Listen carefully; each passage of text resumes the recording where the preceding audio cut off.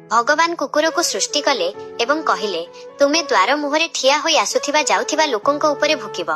एथिपाई मु तुमको 20 वर्ष आयुष देउछि। किंतु कुकुर कहिला प्रभु केवल भुकिबा पई एते वर्ष मते केवल 10 वर्ष दरकार। द्वितीय दिन भगवान मांकड़ को सृष्टि कले एवं कहिले तुमे लोकंकर मनोरंजन करिवो, नाना प्रकार खेल देखाइबो एवं समस्तंकु हसाइबो। एथिपाई मु तुमको मध्य 20 वर्ष आयुष देउछि। मांकड़ कहिला 20 वर्ष जाए डियाकुदा कले तो मु मरीजिबि।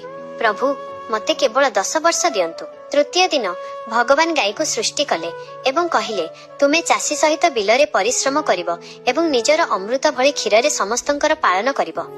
एथिपाई मु तुमको 60 वर्ष आयुष देउछि। गाई कहिला एहा तो बहुत कष्टकर जीवन प्रभु, मते आपण केवल 20 वर्ष दियंतु। चतुर्थ दिन भगवान मनीष को सृष्टि कले एवं कहिले जाओ खेलकूद कर, विवाह कर, आनंद कर एवं परमात्मा को प्राप्त